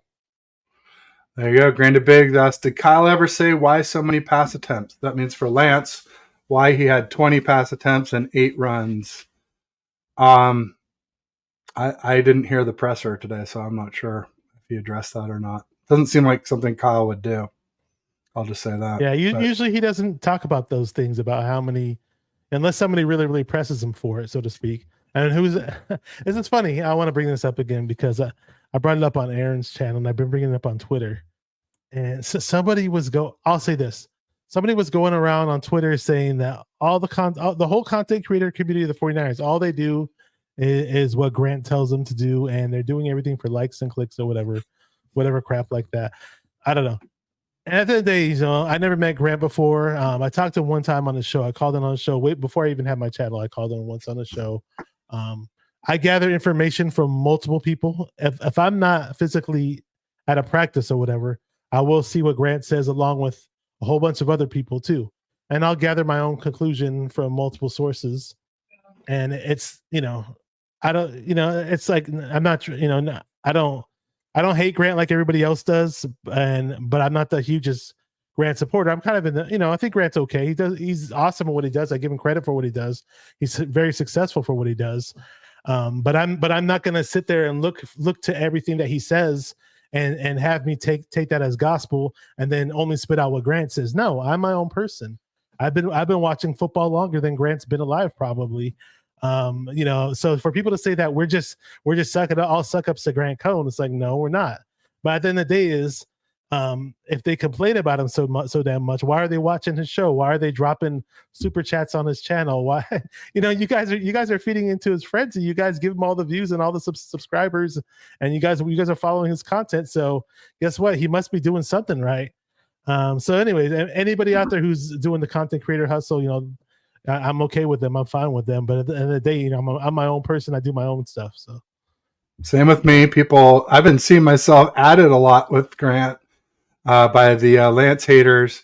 And it's just sort of like, Grant obviously helped me when I got started. I went to him first to get advice on starting my YouTube channel. He was very helpful and told me what to do. And it's been working well. So thank you, Grant, for that. But I disagree with Grant on a fairly regular basis. I wouldn't say all the time. I definitely agree with a lot of what he says, but I'm my own person, and there's no like quid pro quo with him. I think he's like us. He doesn't want an echo chamber. He wants people to give their real unvarnished opinions, and I just feel like he's a little bit more. I'm a little more of a homer, and he's a little bit more of a hater. Is really what it comes down to. But now I'm starting to get a little bit mad at Kyle with this whole QB situation. So now I'm starting to sound a little bit more like him, but I'm still a Shanna fan. I still don't want to fire Kyle. I just want him to learn and get better. And this whole thing of, installing Purdy without giving Lance a chance, it really rubs me the wrong way, especially after he did the same thing to Purdy last year. And there's no way you can tell me Purdy was our third best QB in 2022, but he started out QB3. Just imagine if Jimmy G never got injured, folks.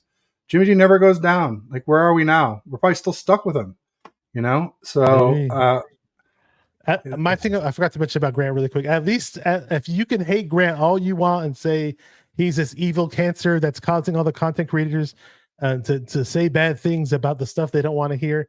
Grant Cohn's the only guy who challenges Kyle at pressers. He's the only guy who will challenge John Lynch at pressers. So I'm sorry. We need somebody like that. You Absolutely. go to New York, you Great find point. about 50 other Grant Cohns all on one media team. So, No, like so that's fine. every fan base has at least one Grant. Every fan base. And I don't get it. I mean, we're right now running across people who don't want to hear criticism about Kyle, who don't want to hear criticism about John Lynch, who don't want to hear any criticism about Purdy or anything. It's like, dude, if you want to live in a fucking vanilla world where everything's roses and daisies, go live in that fucking world. But guess what? It's not reality, dude. Get him, Bash. Get him. Real quick, I said David. It's James Durnall who brought up the Saturday night game first. We should probably get back to that a little bit. Also, just real quick before we do, David McNair said his thoughts about Sunday's game: trash, poop, trash, poop, trash, poop, trash, poop, trash. Sorry, I had to read them all out there. Rick is saying everywhere faithful. It's time to go play football. Well, almost. We got a few days, but yeah, getting there. All good. I'm glad. No hard feelings. And Grant is a Skip Bayless of Niners content. That's why he gets views.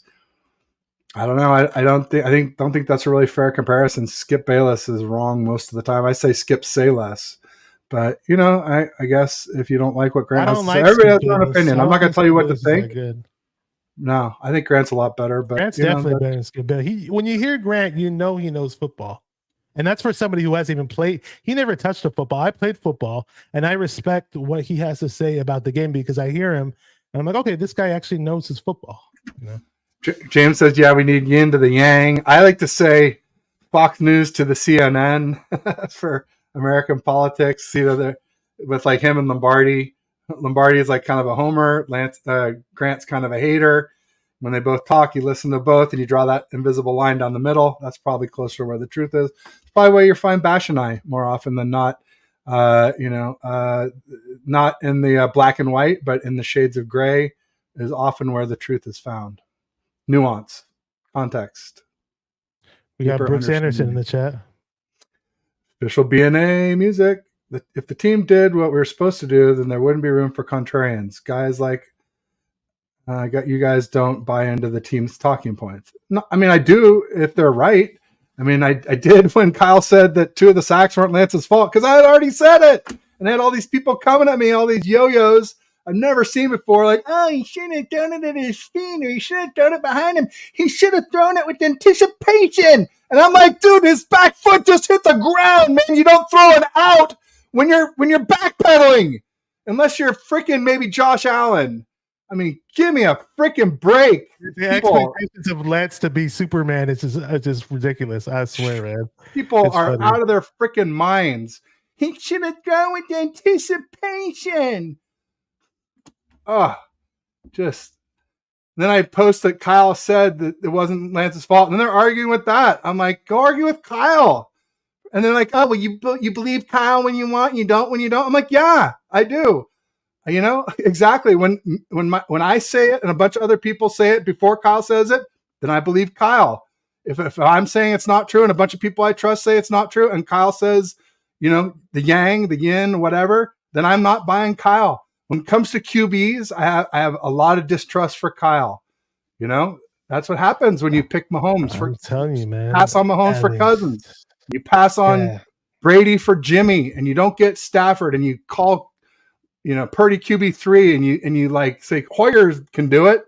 Oh, if not, we got CJ. I scouted CJ Beathard and Mullins. CJ Beathard should not have been a third round pick. Mullins might have a better head than Jimmy G. He probably does, but the body was not there to cash those checks. So Kyle is sus on QBs until proven otherwise. We moved up for Lance. He's never given him a chance. And now you're going to this. All right. So you can make all the excuses you want. Here's the deal, right? You can say, everyone else passed on Mahomes, or we didn't want a QB right away, or, Brady had his worst season, or, Stafford had been a loser with the Lions, and like each one you can explain away. But here we are going into the 7th season of Kyle and Lynch, and QB, I've been saying it's either unsettled, sounds like it's settled, and I'm saying, or settled on a QB that was mid last season and hasn't been as good since the injury. He's been worse since the injury and everything that we've seen. Granted, we haven't seen him in a game yet, and he could be fine by week 1. I'm not putting that out there that can't happen. But everything we've seen and heard so far is Purdy is not the same. And yet, we can't let Lance have any reps with the first team in a game. No, that might cause a QB controversy. The main thing is we need to figure out who our best QB is, and there's no way we're going to do it with Operation Prop Up Purdy. But even if you do have Lance penciled in the starter, and that's where they want to go, and then you want to, I don't understand this. Okay, so you want to play Lance on Saturday. Okay, so you make him the starter on Saturday. Then why are you only giving him 2 reps on Friday? Prep him, get him warmed up. I mean, what are we doing here? None of this makes sense. And then they're like, okay, well, they're going to play Lance on Saturday to showcase him for a trade. Well, you just botched that plan because you didn't have you didn't have not one starting offensive lineman out there. You didn't have one starting playmaker out there. I mean, that's how you're going to showcase somebody for a trade. I mean, so you botched the trade. Nobody's going to want to trade for him now. I mean, not that he played terrible or anything. I'm just saying you could have presented things a whole lot better if that's the route you were going to go to try to trade him or try to get some value for him, try to build some value. And it's like, okay, we'll see where they go. For all I know, I wouldn't be surprised if they just say Darnold gets to start against Denver and they flip flop or whatever. So at this point, I'm at the point where I don't even care. If they say Trey Lance wants out, and there might be rumblings that Trey Lance wants out, doesn't want to be a part of this because he's being dicked around good. Get him, let him get the fuck out of here, and so he could play where he's respected and treated properly like a real NFL quarterback. I love Trey Lance, and that's where he wants to do. I'll respect that and grant him that wish if it were up to me, because this team ain't giving him the proper opportunity. And the only way we would see Lance ever it would be for unfortunate circumstances, obviously, in the future, if Purdy's going to be their guy. So we'll see. I just think it's a real ugly situation. If you're a real 49er fan, to act like this doesn't anger you, then what's wrong with you then? Because if you're a huge Lance hater, and you're saying that we shouldn't criticize Kyle, that makes zero sense. Makes absolutely zero. You have no argument, because if you think Lance is so bad and he sucks so bad and he's a bust, then why aren't you mad at Kyle for giving up all those picks and moving up to get him? Then why aren't you mad at Kyle for that? Then that's a blunder in your case. You're saying he's a bust. That's exactly right. The hypocrisy is real. I mean, I quoted something today that was totally hypocritical. I'll go find it when you're talking next. Real quick, just want to call it Joe Stevens, one of the few awesome Seahawks fans, has a great show. Check him out. He does a lot of great shows with Ryan from No Border Sports. He said I came in at a good time. I guess it must have been during my little meltdown there. Granted Big says keep cooking Ted. James says Ted Talk got spicy. It happens from time to time. Get a little elevated, if you will. He was saying that Grant was saying that Pettis was low, level, and mid. So a good call by Grant. Flora Rupert, you must know her. She's from your channel. Let's go Purdy. Let's go Purdy. I mean, I'm rooting for Purdy. I don't believe that he is the answer. I think we're going to be very disappointed unless he turns it around before week 1, which is possible. I just would like to know. I would like to have seen them both in similar circumstances, Lance and Purdy, so we could, for the first time, we could actually evaluate them. Because anybody trying to compare Lance to Purdy, Lance never had CMC. He barely ever had Kittle, and these guys are crucial, huge difference makers. It's not just that they're both easily top 3 at their positions. It's that the other guys behind them are not good. Not good. Look at Warner and Dwelly. We're talking about they might be replaced by rookies this year.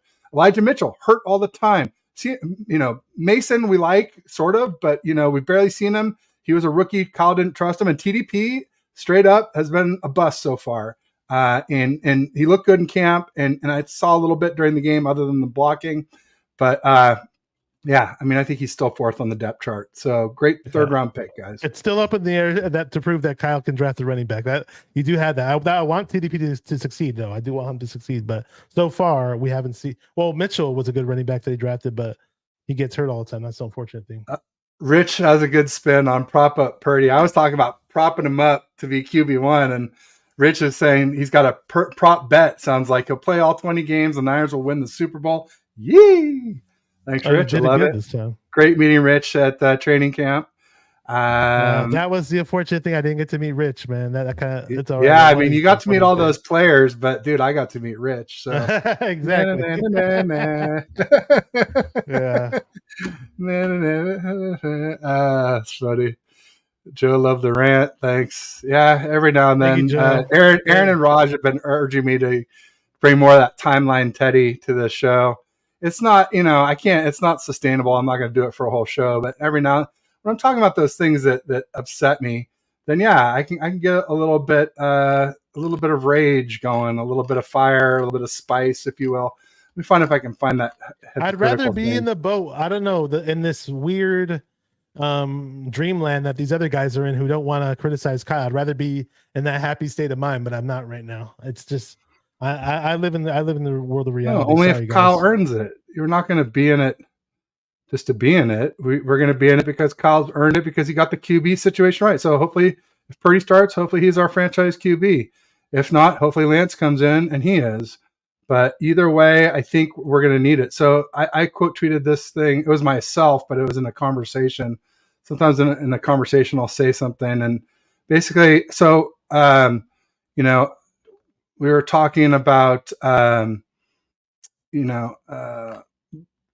things that happen. And I said, basically, you got to have some luck too. I said, Lance threw it harder than the DB could handle on that TD. And that's why, Dwelly had a chance interception. And I said, I love the Lance haters going after Lance for drop picks, excusing Purdy for actual pick sixes. And so, like, the hypocrisy is real. That's, oh, Lance almost had an interception. Meanwhile, Purdy's throwing them every day in camp, and a pick sixes too. Whatever you do that not a pick in the end zone that stops a TD, a pick that ends up a TD for the defense. So where your defense has the whole field to defend it. Whenever you do that weird voice where you're mocking people, I haven't heard it before. The first episode I've heard it, but it reminds me of somebody from some movie or TV. Not Joe Pesci, but somebody. I don't know who, but I don't know. It just cracks me up. But you should stick to that every time you do a little mockery of something. It works. When it's Lance haters, that's my gosh, what I got. So let's see here. Got Norm saying NFL's a gamble. Hits and misses happen throughout the league, but it's different when it's our team. Yeah, no doubt about it. Feel differently about it, and we do well in the draft. I mean, we've done very well. But like was said, I think in the last show, like if you're picking high in the rounds every other year, it's a lot easier to do better than when you're consistently picking at the back of every round every year, like the Chiefs are doing. They're doing a hell of a job, I gotta say. Especially with like Pacheco last year. What a fun he was. They had all kinds of good. They picked and their Trey Smith, their right guard in the 6th round, and I mean sorry, but they're kicking our butt drafting right now. That's why. I mean, I'm worried about the Chiefs, and if we were to face the Chiefs in the Super Bowl, that's why I've been pushing to find. I want to be 100% sure that whoever is our quarterback is a 100% borderline top 10 elite type of guy, and not where we're not sure about that. I thought it'd be nice to have Purdy and Lance duke it out. We're not getting that, and it's just a worry of mine facing Mahomes in the playoffs. Especially if we're only going to stick with that dink and dunk stuff. And TL, shout out to TL. We won't make it to Mahomes with that. We're not going to beat the Eagles or the Cowboys with that that stuff. And TL says this from 49. Their D lines are too good. TL from 49 Faithful League podcast says this, like, sure, we may, Purdy may not get those huge deep bombs, and he does get plays where he throws a little short pass to Debo or Ayuk and they, or CMC, and they run up the field for 50 yards. That's not going to be something you can rely on when it's crunch time. When it's crunch time, you do need to throw that bomb. You need that 50-yard, 60-yard, type of throw that's going to get the safeties on, put the safeties on notice. And you need that safeties out of the box. You need that strong safety back so that you can run more easily and get more yak. It helps in the short stuff too. It helps everything to be able to, you don't even have to throw deep. You just have to be able to. That's what I hate though. People like, well, you don't need to throw the deep ball in Kyle's offense. Kyle doesn't want to throw anybody. Well, just ask him how many rings we've won that way. Ask him that. Well, that, and then how many rings? At least Kyle's most explosive offensive season that put up the most yards was with the Atlanta Falcons. Matt Ryan aired the ball deep multiple times in that season. So you missed me with that. Norm says, hopefully Panama, the starting line gives better protection than an unarmed security guard come week 1. Oh, man, that's bad. And Nuevo says, I've been saying the Cal situation, it's his fault. He drafted QB knowing that he needed development on a team that's built to win now. Yeah, well, Kyle thought he would develop on his own, and then he gave him Scangarello, or I don't know. I guess it's not. Somebody called me out on John Beck. I don't know. One of those guys or both let Lance down by not correcting his mechanics sooner. QB situation is volatile as American politics. Extreme Purdy or extreme Lance. Kyle was a flat-out fool to give a king's ransom for QB he hadn't evaluated yet. Yeah. Well, he's the same guy who didn't evaluate Watson and Mahomes, so. Yeah, go figure. Kelt was saying Ted. He's giving me a clap, I guess, for figuring out the prop bet thing that he was saying. Trey missed a lot of good throws, man. I've been rooting for him, but goddamn JTO Sullivan breakdown opened up a lot of bad looks. All right, I guess that's the third person. I have to watch it. I haven't watched it yet. So Purdy was just as lucky last year with drop picks as Lance this weekend. Our franchise QB isn't on this team. I mean, yeah, I think Lance could be, but he's not a franchise QB yet. Yeah, I mean, I agree. Our franchise QB is not on this team yet. Purdy showed some signs, but they're both TBD. It's just Purdy's TBD. We can't crown him, and Lance's TBD. We can't say he's a bust. Joe Stevens, how confident are you in winning the division this year, percentage-wise? Ooh, from a Seahawks fan, folks. Whoa. Probably our biggest competition. Seahawks? What do you say, Bashy? I like our chances. I'd say 75% to win the division. So. Yeah, I'd say. I could see a splitting with the Seahawks, but I think I think we're gonna be like 12-5. I think the Seahawks will be like 10-7 or 11-6. So I think they'll just be a little bit below us, and I think we'll either go 1-1 or sweep. I highly doubt we get swept, especially at Levi's. Pop Phil says true. Leonard Ramirez says Brock is the future. I hope not, because in the future we're gonna have to pay Brock, and he hasn't been worth paying top QB money in my opinion. But I guess we'll see. But welcome, Leonard Ramirez.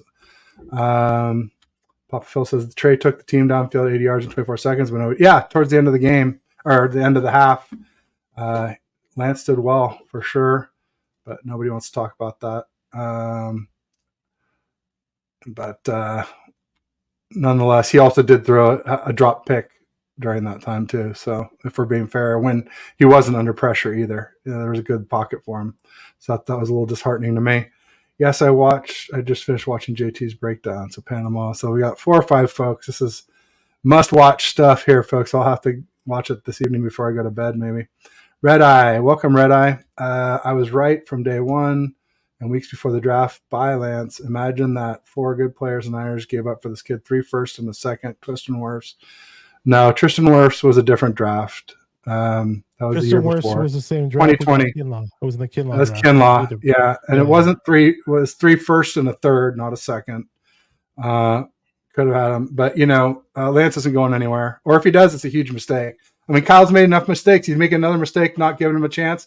No, I wouldn't put him past it to make another mistake. But so a while back, I said, "Oh, we're not trading Lance." It's like seeing all these things Kyle's done wrong, and I'm like, yeah. I can't really say that. All I can say is it'd be a huge freaking mistake. And if Lance balls out somewhere else, this is Trust something me, we'll never I don't want to. If we're in the regular season and Sam Darnold is taking snaps under the center from week 8 till whenever, it's not going to be pretty. I'm going to tell you guys that right now. James Durnall says 75 to 80% chance to win the West. I think it's a dogfight between us this year. Cannot wait. Well, what's your percentage, Joe? Don't hold out. Joe, what do you think about your Seahawks? Put it on wax, baby. Don't like pussyfoot around it, baby. Let's see what you got. I think next year we'll be in big trouble with Seattle. Maybe. I don't know. I don't really sweat Geno Smith, so he doesn't keep me up at night. I'll just say that. So they got some rookies, but they're rookies. They're draft picks. Draft picks bust. We got the real deal players. And we got Hargrave. Hargrave is going to be freaking huge. I think he's Charles Haley 2.0, but in a good way. Where losing Haley to the Cowboys killed us in the 90s, and I think the Eagles losing Hargrave to us is going to kill them here 30 years, oddly, right around 30 years later, 32, 33, whenever it was. Anyway, we're starting to run low on time because I do have a hard stop at 5 p.m. here. Okay. 30% chance. We've been on here for a long time, man. Joe Stevens giving us 70% chance to win the division. So not too dissimilar from what James Durnall said. I didn't really put a percentage on it. I mean, I think I'm going to go a little bit. Joe is pretty cool with that one. I'll be cool, and I'll say like 60 to 70% chance. Well, no, I got to pick one. I'm going to say 60% chance the Niners win the division. Because we got some question marks. We got question mark at QB. We got question mark at right tackle. Question mark at nickel. Question mark at the other defensive end besides Bosa. I think Hargrave will take care of that. But yeah, actually, I do kind of like 70. I'm right with you, Joe. I'm going to say the same thing. Gino threw for over 4,000 yards. He did, indeed. And Gino set a franchise record for passing. Yeah, I'm still not impressed. Yeah, we're gonna wrap it up soon, anyways. I'm James taking. Yeah, I think he's gonna turn into a pumpkin, but we'll see. I don't know what time it is over there. Right? I think it's like what? It's like 8 hours, so 1 a.m. So thanks for staying so long, James. Thank you. We appreciate you, man. Thanks for everybody who came by. Be sure you like and subscribe to 49er Minded. Also to TED Talks Ball if you're on each other's channels. And Bash, anything you got going on you want to talk about? Not much. Just I'll be back on here probably next Tuesday. We're going to be doing the Bring the Heat podcast again with me and Ryan from No Border Sports, Mariah from 49 Faithfully podcast, and I told you I'm going to bring some guests on later this week. So just connect to my Twitter. It's 49er Minded on Twitter. It's very easy to find me, and if you check the community tab on this YouTube channel of mine, if you're subscribed, you can always see who I'm going to bring on next. And I announce things on Instagram too. So just connect to me on my social media. If you have any questions about the show or just want to hit me up and talk to me, just hit me up on Twitter or on Instagram. Just real quick call out to Bam Bam and John Lajoie, late joiners. Or Bam Bam's been here, but John Lajoie, thanks for joining in. We are signing off. Real quick, for me tomorrow, I have Steph Sanchez at 1:45 p.m. Pacific. So that's 4:45 Eastern, and then Aaron, my usual First and Ted show at 3:30 Pacific Eastern, 6:30 Eastern. And then Thursday, I have the usual show with Pedro Burge from Australia, down under. And we will go live at 2:45 Pacific and 5:45 Eastern. And I guess that's like 7:45 a.m. in Sydney, Australia, where he streamed from. So, and then Friday, I have family pictures. That's why we didn't do the show our usual Friday at 3 p.m. But I think if we can do Tuesdays, well, I guess we'll have to see with your other issue from today. If that's a usual thing, it might not be good. But I feel bad because I'm constantly going out of town, and my wife she gets a lot of Fridays off, and so a lot of times I'm having to cancel on Bash. And I love doing shows with you, man. So if we can figure out a way to do these on Thursday. Plus, the nice thing about Tuesday is we get 2 full hours compared to an hour and 15 minutes. I don't know if I can do 2 hours each and every stream, but this no, I know. Quick. Well, you got the new chair, man. You got the new chair. I know. The new chair makes it a whole lot more comfortable. Trust me on that one. There you go. Anyway, plenty to talk about today. That's for sure. We appreciate all the people that jumped in the chat. New people coming. New people showing up for the first time. Old people showing up. Appreciate all you guys. Yeah, even the haters. Come on back. Give us a watch. And they'll just say, peace. Niners, peace out. Lovers, haters, Niners. Go Niners. Peace. Go